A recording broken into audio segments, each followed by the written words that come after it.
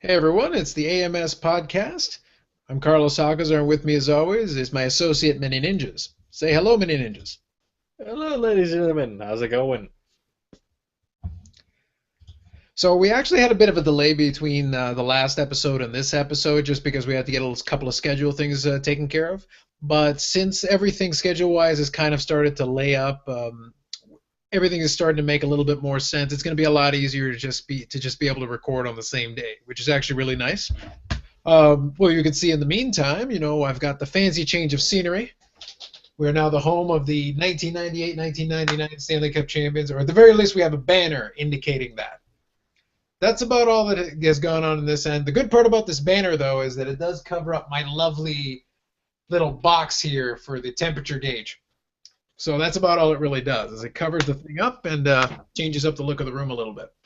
So what's new on your end, Ninjas? Well, what's new on my end is I've got a hot bunch of stuff on this shelf I need to sort out.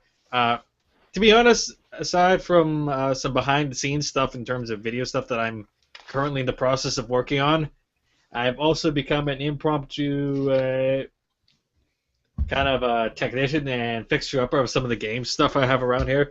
And generally, I've had a lot of stuff moving in and out and stuff that's needed to be cleaned up. And I've been catching up on some of that as of late. Indeed, at least he does some work. Now we did have some exciting news. We've been doing these episodes for a little while, and actually, as it turns out, for the first time, I think this month, there's a little bit of AdSense money that came in, and we used it to party like it's 1999. Manyninjas got a bag of Ruffles potato chips, so that's exciting. And then we've also got some new subscribers that came on board, of course. Welcome to all of you if you happen to be watching this episode. And then maybe if we get to 100, which it actually looks sort of like, we're tracking in that direction. If we get to 100, maybe we'll get Manyninjas to juggle machetes. I think they're all subscribed and really waiting for the puppet count, but that's just me. We'll get you to juggle machetes, and if you live through that, we'll discuss the puppets. There's going to need to be more Google money before we can even, YouTube money before we can even discuss more puppets. Working on it. Working on it. Indeed. Now, the machete thing is a beautiful segue into the movie we're doing. I'm going to show Manyninjas here showing it off. We're doing 2010 Danny Trejo playing the lead character instead of a second banana here. He is the lead guy in Machete, which is actually kind of a star-studded movie. I'll really quickly review one thing about it. The big thing for this one is that Robert Rodriguez wanted to do, the actual movie because this was originally one of the Grindhouse trailers. A really good one, actually. And then they ended up getting enough people on board that they wanted to actually make a movie out of it, which is awesome. And Danny Trejo usually is more of a henchman or hired muscle for somebody else. To have him actually be the lead character in it was actually really cool. And also, this was a vehicle for him to kind of show off. And it also is notable for a couple of other things. The huge amount of name cameos in this. We'll go into a little bit of that. And then also the fact that they have in this movie Steven Seagal in it. Steven Seagal as a bad guy. So that's kind of cool.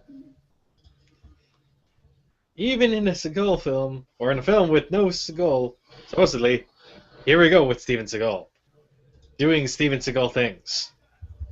Well, in fairness, we will discuss that further right in where we get into the review. But even Steven Seagal being in this role, there's something that needs to be said about Steven Seagal.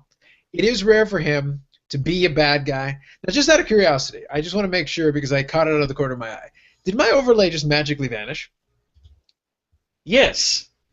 1 second. It's still on my end, but you're fine. I think at this point it's either Google Hangouts having issues with Mac stuff in general, or Google Hangouts just not working properly this time around. It seems to be happening with greater frequency as of late.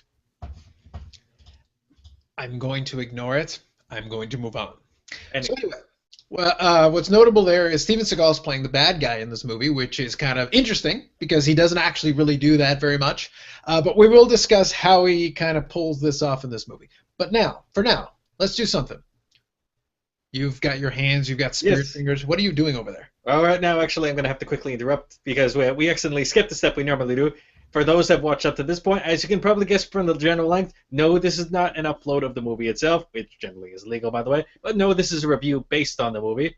We're probably going to in a second do kind of a non-spoily version of the review, just to give our quick opinions. And after that, if you want to watch the movie, we'll give you a little space to take a little break there, so you can pause this review and then come back later. But after that, then we'll be going into the full-fledged thing where we'll kind of talk bits and points about the movie, just to interject that in there. You are 100% correct. I was going to include a little bit of that, but also I was going to ask you to do me a favor, since you happen to have the hard copy of the disc with you. Can you read the back of the disc and let the people know the synopsis? All right, starting from the top. From director Robert Rodriguez, Grindhouse, Sin City, comes an action-packed, cutting-edge serving of Carnage Asada. And the sharpest way to see it is on Blu-ray, with killer deleted scenes that deliver more guns, more girls, and more machete action. Set up, Double Cross, and Left 4 Dead, Machete, yes, played by Danny Trejo, is an ass-kicking ex-federale who lays waste to anything that gets in his path. As he takes on hitmen, vigilantes, and a ruthless drug cartel, bullets flies, blades clash, and the body count rises. Any way you slice it, vengeance has a new name, Machete. What I enjoy very much is that we're Hispanic, and you could not have said machete in more of a white person tone. That's because my Spanish is terrible. Everyone Indeed. knows this. Indeed. But that's okay. But that is 100% right, and we'll do the non-spoilery, reviews now. So, the last movie was stupid. I had many, many angry things to say about it. I kept myself reasonably under control because at the end of the day, it's a movie. I'm not going to freak out about it. But I wasn't very happy with it. This movie is also stupid. However, it is stupid and entertaining. There's a very big difference between one and the other. There's a lot of stupidity in it, but everybody was in on the joke. Danny Trejo understood exactly what he was doing when he was doing this movie. He must have had a good time and enjoyed himself thoroughly. In this movie, you've got Jessica Alba, Michelle Rodriguez, Robert De Niro, John Johnson, Steven Seagal. Lindsay Lohan has a couple of scenes in this movie where realistically she's a side character, but she's out of the movie enough where she doesn't hurt the movie in any way. She's not really that good in it, but at the same time, she was passable. So it became a thing where you have her in the movie, she doesn't ruin anything, she doesn't hurt anything, but there's still at least a little entertainment value from the name value of, yeah, we know who that is. And you also had, because there's so many, Cheech Marin, a lot. And I'm missing people. Even in the opening credits, they're going off on a rapid fire. This person's in this movie. This person's in this movie. And you've got this whole big thing. But it ends up being a whole silly, ridiculous, but still really fun movie. Very enjoyable. You got to kind of keep in mind that they're doing it in a Grindhouse, this is an exploitation thing. A lot of this is just silly. It's over-the-top violence. It's over-the-top sex in it just for the sake of having it there. And a lot of, weird things that, why would you even do that? That's going to happen a lot in this movie. But it ends up being a hell of a lot of fun. So that's my end of it for the non-spoiler part. All right, pretty much on my end. Some of the movies we've done recently, yeah, I would actually say some of the things we've reviewed as of late have been a bit disappointed. And Machete here makes up for it. It's not by any means a great movie, but it's a really entertaining movie because everything is over the top. And it's over the top like it means to be over the top. It wasn't by accident. It's all by design, and everyone's in on it. Everyone gets it, and that's what makes it good. All the action in there is just at certain points it borders on the ridiculous. A lot of the stuff is generally tongue-in-cheek with how various factions within the film are portrayed there. Pretty much the message, or some of it, well, I'll get to the more detail there. It does feel a little ham-fisted at times, but generally you're there for Danny Trejo doing Danny Trejo-esque things, but as the good guy this time around, so you can actually cheer for it and let it get away with it. And it's fun that way. So, just to start off, I can easily recommend this, especially if you just want to have something that's a fun watch. Here we go. Absolutely. I would agree 100% with that. What I would say, so now for everyone here, we did warn you, we're now going to go into the spoiler portion of the program. What that means is if you haven't watched this movie for whatever reason, go watch it. We recommend it. Do it. And then feel free to stop right here. And if you want, you can come back and then hear a little bit more about what we thought about the movie. Otherwise, if you got the gist of it, our review, we liked it. We think you should watch it. If you haven't, do it. Otherwise, you can always come back and then hear more of our opinions and tell us how stupid we are, or if you agree, or if you like Manyninja's mask. You really should like the mask. It's a good mask. Feels comfy. Indeed. So the ninja will give you a 5-second countdown, after which we will start spoiling things in this movie. So if you don't want to be spoiled, you have an ample amount of time to avoid it. Please begin the countdown. A 5, a 4, a 3, a 2, a 1, a Batman. You really just needed an excuse to show that, didn't you? You needed something to fill in a second. There we go. I could have picked out anything. I have a bunch of weird stuff behind me. Would you have preferred a Baymax? By the way, Big Hero 6, actually a fun movie there, but that's for another story for another day. Indeed. So, why don't I let you start? What do you want to talk about in Machete? All right. Generally, the gist of the character for Machete is, as I mentioned, he's an ex-federale, which you really just have to take a look at Danny Trejo here. No, there's a reason it seems like an odd fix and how the rest of the movie fits in, because generally the reason they have Danny Trejo in a lot of his standard roles as some kind of a thug or pretty much a villain is, let's be honest, he really does look the part. That's not exactly the face of continuality. But in this case, it really fits in well with the role, obviously. But all you have to have someone that looks generally tough enough in order to fit the part there. And it's from the earlier parts of the film and pretty much leading on to the middle and the end there, it's just kind of just toying around with everyone that's going on around him and just having a good old dandy time about it while still looking incredibly pissed off, which makes it fun. You could actually really enjoy what's going on with the main characters in this film, in Machete, and in Danny Trejo, in his role.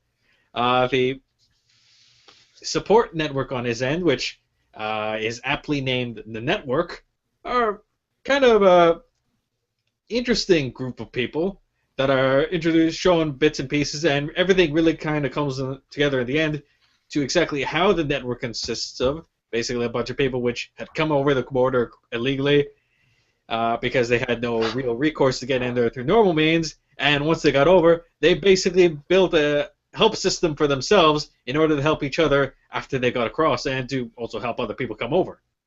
You've got the pretty much federal agent side, which for the most part is fairly nondescript. It's really just Jessica Alba as the visible face on that, who begins pretty much as kind of a hardline figure, but generally warms over the cause due to Machete's actions. And, of course, you have the two different, but technically three different, but all interconnected bad guy groups. You have Steven Seagal's group, which basically is the drug cartel, which is led by Steven Seagal's character, which I can't remember the name of right now. Torres. Torres? That's right. Yes, so Torres. You have the senator trying to get re-election, which I believe is played by De Niro's character, and his assistant, who is tied directly to the cartel, and then you have a group of effectively stereotypical redneck border patrol vigilante group, which is extremely nationalistic and two-dimensional, but still funny to an extent, which is somehow also connected to the cartel. That's who they're getting their guns from. Everything's connected in a way. Everything's presented nice and tidy, so you can keep track of what's going on, especially when the connections become that much more clear as the film goes on. Yeah, absolutely. I would agree. The thing is, like, this movie does have a plot. And there are connections between the different characters and how they relate to each other, and that's all there, which is all well and good. Realistically, though, do you really care? And Steven Seagal as the leader of like a Mexican cartel is hysterical in and of itself. He spends half the movie talking in Spanish, which is utterly brilliant. I enjoyed it immensely. I could watch a TV show with Steven Seagal as a cartel leader. I could watch that all day. It's, of course, a cartel leader who is obviously Hispanic, but is constantly wandering around with Asian women and while carrying a katana, because that's something that Hispanic cartel leaders really do. And I believe the Asian women also can speak Spanish. And also, as I recall, they, in the big final fight, the reveal. And actually, I don't really have screen grabs this time, unfortunately. I wasn't able to get around to it. But I think I can still give you something here. I'll put it on you for a second, but let me try to get this to work. Bear with me. If I can get it to go, I'll screen share this for everybody so you can all see. So the Asian women also spoke Spanish. Yep. And technically, well, really, by women, I really should say woman, because there's only one prominent one that I don't believe is even properly named throughout the course of the film, as far as I personally know. Or at least I can't remember, because it was... All we really need is this. Ah, yes, because you have to have a sword fight going on. One man has the nickname Machete, and the other one is Steven Seagal. So Steven Seagal has to have like samurai, samurai swords and things. He's got to do all that. And then on top of it, during this part, he has conversations with him. And we are going to get to this. We're going to get back to this scene at the end. I promise we'll come back and discuss this again in a moment. But the thing that I want to point out here is that in this scene, near the end of the movie, Steven Seagal is talking with him and effectively taunting Machete. But here's the thing about this. While he's doing the taunting, he's talking about their old times, because according to the story here, Steven Seagal was also a federale like Machete. Your reaction? Considering how corrupt and everything they showed, basically they kind of revealed that the guy Machete's character had been set up basically all along by most of the other people he was working with, other federales that went corrupt. It's believable. That sure, why not? One more ex-federale that is corrupt. One more for the road. It makes as much sense as anything else does in this world. My concern isn't that. My concern is, what part of Mexico would you say Steven Seagal is from? The kind that is inherently racist and has racist vision, which they probably, in order to keep Steven Seagal from walking off the set, made sure not to include in this film. It was just so good. All right, there were a lot of little things that I loved. We're gonna try to keep it, we're gonna try to keep the timing under control. Okay. Did you want to say something? No, it's just I just swear I heard an eagle sound cough somewhere in the distance, and it's like, that must be Steven Seagal somewhere. Indeed. Yeah. So what I would say is this. I want to get back to that scene in a moment. Is there anything else though before all that struck you? What did you think about some of the cameo characters that were in it but weren't like the main characters? Robert De Niro as a senator, Lindsay Lohan as like a side character, the daughter of one of the henchmen, for the senator. The assassin guy, Osiris, Tom Savini, I think, plays him. You've got a lot of side characters that do a lot of cameos. There was a whole stack of them. In addition to the main characters. So did any of their performances or anything they did stick out? Even Don Johnson as the leader of the vigilante border guys. Generally, even when the characters that they were portraying as weren't exactly that deep in their nature, I'd say I can't think of anyone that was, or any position that was poorly acted within this film. Even if the characters themselves had no real depth to them, and basically just kind of for a joke, everyone did their job well enough. So no complaints really there whatsoever. I just think they're all having a good time. I think because I think Don Johnson had a blast because his character was so ridiculous, and Robert De Niro is like a running gag for the whole movie. the silliness of it, because his character in this movie is basically a senator trying to get re-election. And I'll cover part of the plot here for everybody, but I'll go through it real quick. So he's a senator trying to get re-election on a very anti-immigration platform. He's basically trying to sell them on the idea of building a wall between the United States and Mexico, an electrified fence with guards and border patrols constantly, basically to keep the immigrants out and also to boot out the ones that are illegal. So it's a very anti-immigration stance, very hard line. Initially, it was hurting his campaign because his numbers were dropping. So his henchmen, his aide. Staff. Sorry? His aide, I believe. Yeah, his aide, whatever, orchestrates on his behalf an assassination attempt. In which case they get Machete's character, who. So we'll cover a little bit of the plot here, but we'll try to zip through the main points. Feel free to interject if you want to add anything, but I'm gonna go over the top of them. Yeah. So Machete was an ex-federale, and as in one of his last missions as a federale, he's taking out bad guys left, right, and center.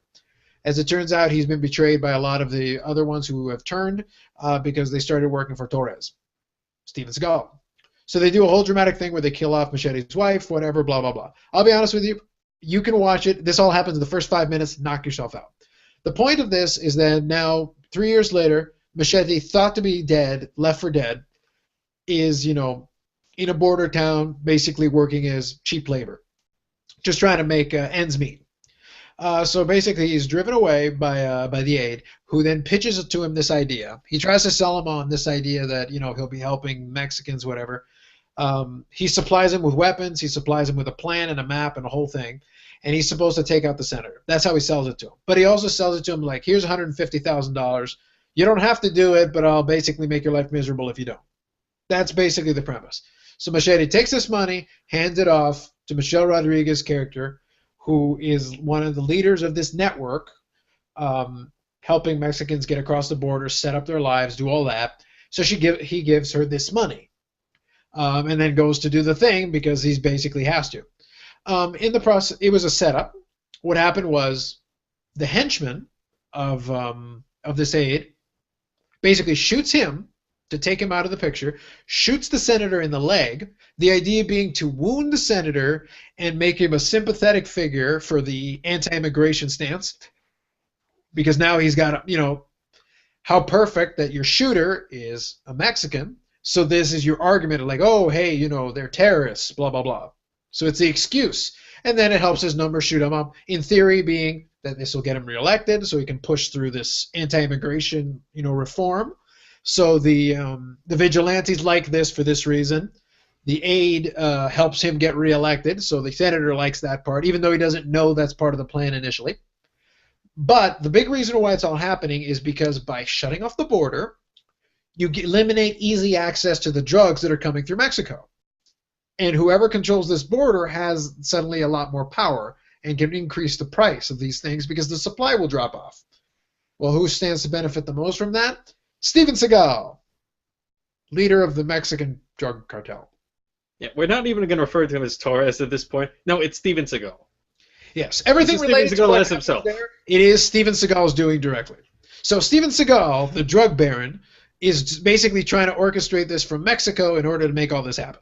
Great, awesome, wonderful. We're good, everybody? Got it? Good? Sweet. So at this point, Machete is like trying to get away from all these people. That is the premise of the movie. That's really it. He's trying to get away from these people, get his revenge.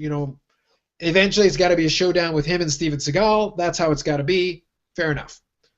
So that's actually it, guys. That's pretty much how we go from point A to point B. Along the way, the other characters, as Manyninjas alluded to, Jessica Alba's character starts off being, all about the system, wanting to follow it. She is an immigration officer, basically, trying to figure out what Michelle Rodriguez is up to. By the time the movie goes through, they all have these things happen together. Eventually, they end up all on the same side. Jessica Alba, Michelle Rodriguez, and Machete. So that all happens. And then eventually they end up, to the surprise of no one, because you've got this group of Mexicans that are trying to make this happen, and then you've got these vigilantes. So in the end, these groups must then fight. Along the way, Lindsay Lohan is interjected into this through sheer comedy and nothing else. Yeah, what I should also mention is something that was kind of a glaze over there. The funny part about Machete and Danny Trejo's character, it seems to be written like a Steven Seagal character, only more active because he's more physically active there, but in the sense that he has to sleep not with one, but with all the women that are available in the film. At some point, or at least it's heavily implied as such. Although in the case of, one second, damn it, I'm forgetting the name of the two characters. The aide's daughter and wife. I can't remember. June is the wife. April is the daughter. Yeah, April and June. It's not even subtle. It's literally recorded. It's actually physically recorded onto a videotape, which is left in the aide's office just to piss him off a little more. And also, but the best part about that is Lindsay Lohan is supposedly,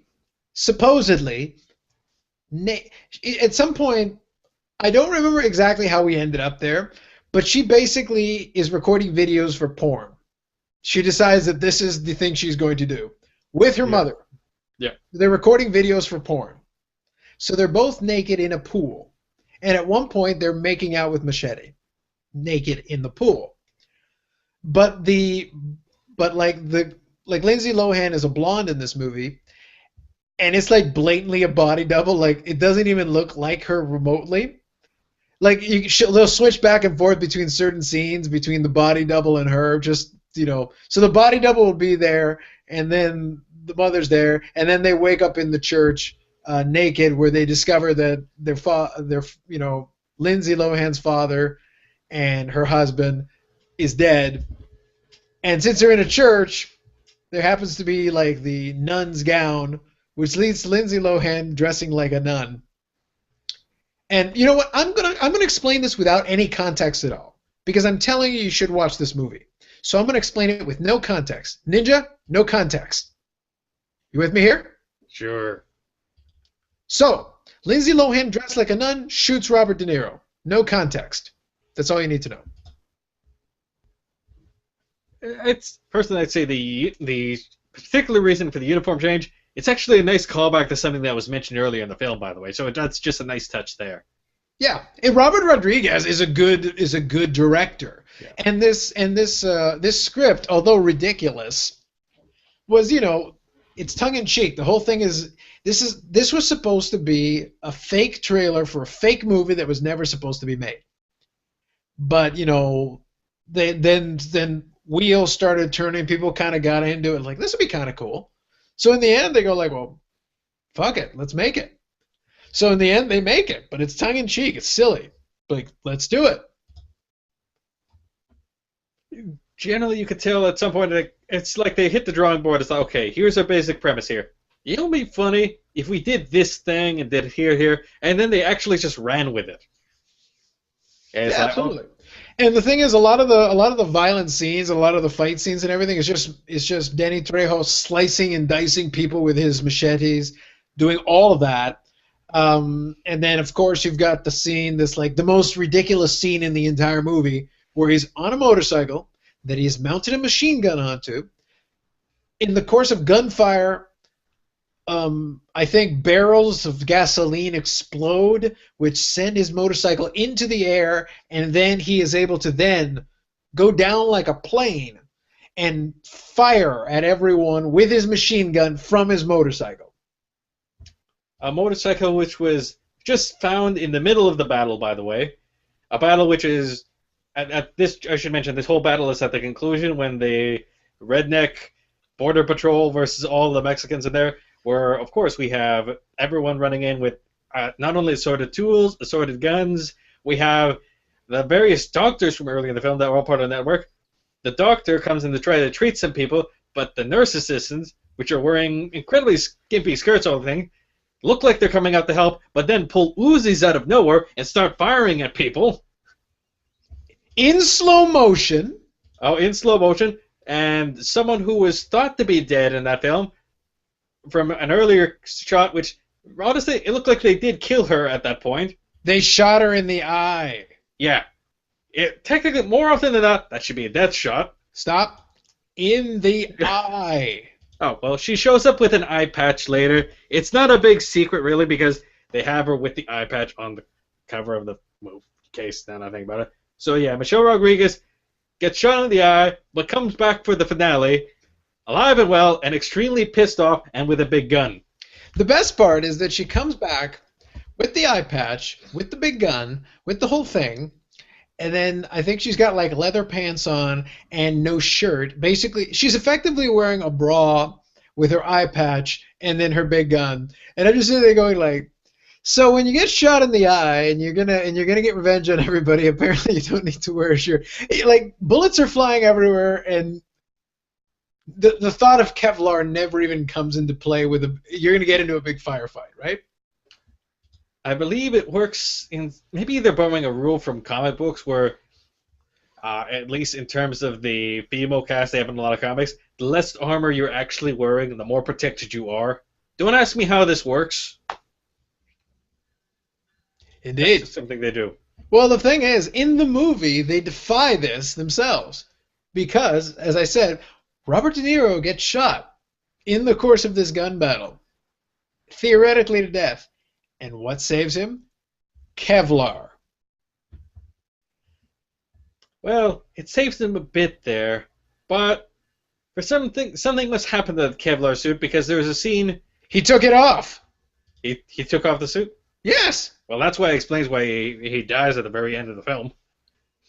Yep. He literally he wears a Kevlar suit, which saves his life, prevents him from being killed, and then he takes off the Kevlar suit.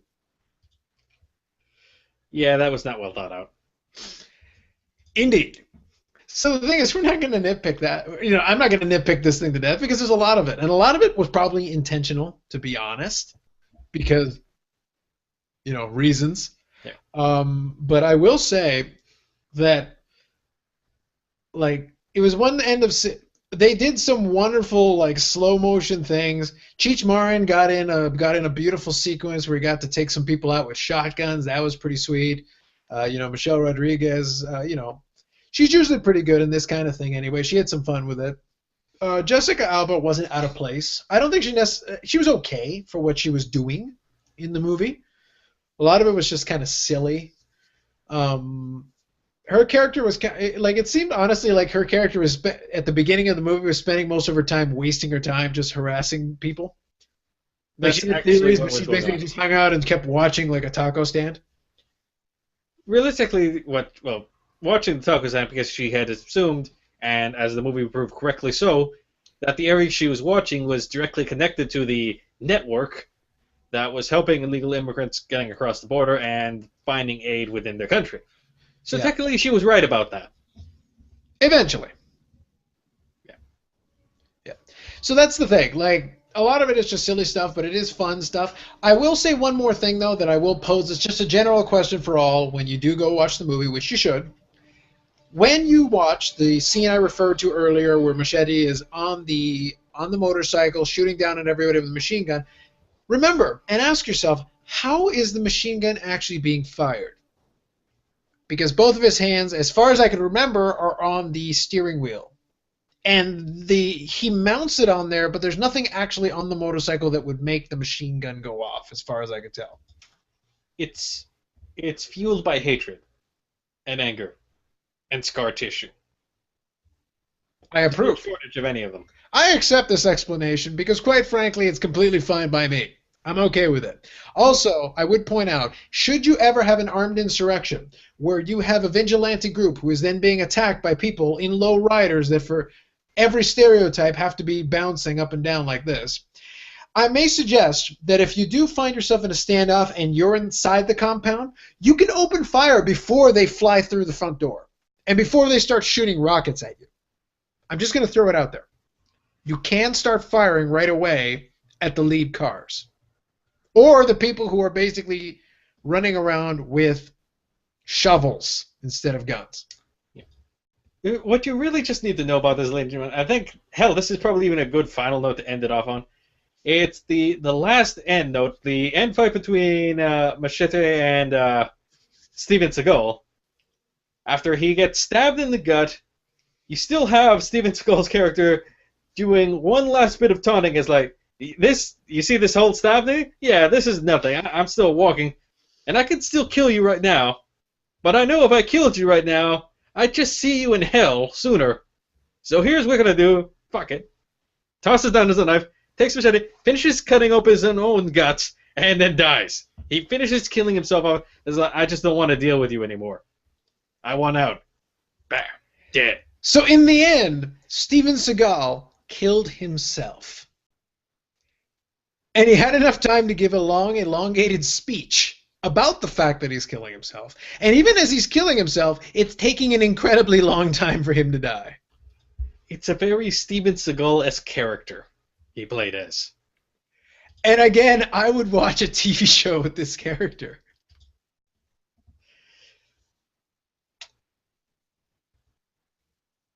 I don't think we have anything else we need to say about this movie. I think we just covered it all. Nope, I think we have covered it all. I'm quite satisfied with this. But I do want you to admit that you would watch this TV show. I imagine this is what happened after Lawman got canceled. And after he got arrested for hitting the Taiwanese hooker, I think? I think it was Taiwanese. Steven Seagal is an extremely complex and screwed up man. That's all you need to know, ladies and gentlemen. But overall, I think we've covered the gist of it. Would we recommend this film? Yes. Easy buy, easy recommendation. Maybe someday we'll have to cover Machete Kills, since I know that's out at this point. Yep, absolutely. We will discuss that. So, quick point. Two things we'll make as a final point on this. First of all, one of the little touches that I enjoyed very much in this movie was because even at the end of the movie, it's treated like a Grindhouse movie, whatever. It's supposed to be one of the old Grindhouse trailers brought to life. Great. And in the end, really, Machete drives off into like the not the sunset, but drives off. He gets the girl and drives off, and then Machete will be back in Machete Kills, which they ended up making a couple of years later, and then but it's also there was supposed to be Machete Kills again. So they're basically setting up their own trilogy there. It's still up in the air if that third movie will ever be made, but the second one did get made at the very least. So there is that. I would definitely love to review it at some point, so I'm good with that. Now, what we're going to do then is shameless plugging, and then I will reveal what the next movie we're going to cover is. So please, shamelessly plug. All right. Well, as I mentioned earlier there, I'm on top of general cleaning and stuff, I've been actually trying to work on some video-related stuff. I took a small break for like the past week or so as I've been trying to sort stuff out, including trying to figure out what I have been able to use my Hapog to record some stuff. Turns out the PVR unit I have in here, the PVR first gaming edition one, hates 240p, which is basically the kind of resolution that is used by all of the older systems that I have here. So that explains why I haven't been able to record anything directly from the system. I'm still working on workarounds for that. But otherwise, now that I have a power cord that I know works for it, maybe can experiment with some PlayStation 2 era stuff that I happen to have here, some oddities, and a few other things here and there. Which, as always, I am Manyninjas.com for more videos and updates on my official website, and on Twitter at Manyninjas, which I'm not sure if I'm putting on the right side or not because I never bother to look at the bottom to make sure I'm looking at the right thing. So hopefully I'm on the right side. How about you, Carlos? Absolutely. So even though I don't know if you can see the overlay on me, based on the preview I'm looking at, probably not. But as normal, it would be carlosalcazar.org is where I post the videos as well. Obviously on YouTube, you can just watch it on this channel. Also at carlosalcazar2 on Twitter is where you can see updates and things. So when we're posting a lot of these videos, I'll usually put something up. Obviously, once this video goes live, it will post it as well automatically. So if you want to just keep track of the Twitter, you can see when the new video comes on. So if we're running behind, you can still see it. Like, comment, subscribe, of course, go nuts. If you got something to say about anything we're talking about, go for it. I will occasionally, if somebody is just throwing random hate comments, but that don't actually make any sense, I'll just ban the user. There's no point in me wasting any time on that. But if you something you like or don't like and you have a reason for it, go nuts. I'll be more than happy to read it and address it, and we'll try to do better every time. Other thing in terms of things coming up, I am working with Manyninjas on a little collaboration where we're going to have a little bit of fun playing around with a video game system that I picked up. I picked up one of those third-party systems that plays some of the old retro games. So I've been playing with it at home for about a week or two with some of my old games that I got. I'm going to try a few more, and then I'm going to let Manyninjas play with it as well.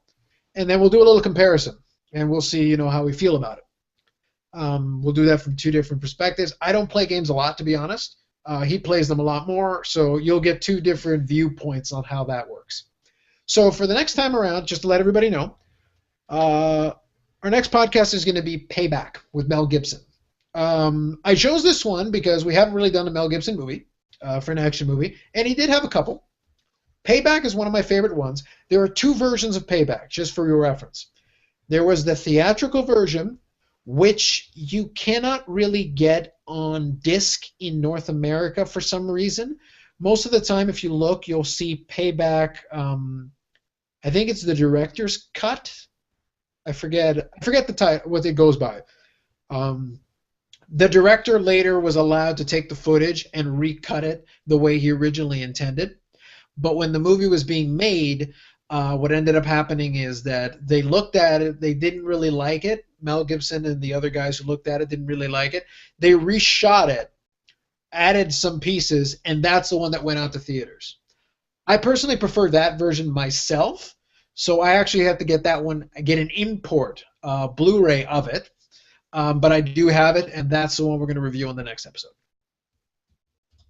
Yeah, I was actually just about to ask when you said Payback, is like, which one are we talking about? Just because... We're talking about the theatrical one that I have to get imported from another country. That's the one that we're talking about. Well, in that case, it'll be interesting when that video is done, unless you happen to have that thing already in Segue, because otherwise... Of course I do. All right, well, in that case, hopefully we'll be getting that soon, so we'll be able to review that soon. And by soon, I mean I have it. It's in the shelf. Then why are you saying on the way? It's not on the way if it's already there. That's on the way from the shelf over to my desk. I just do that to spite him sometimes.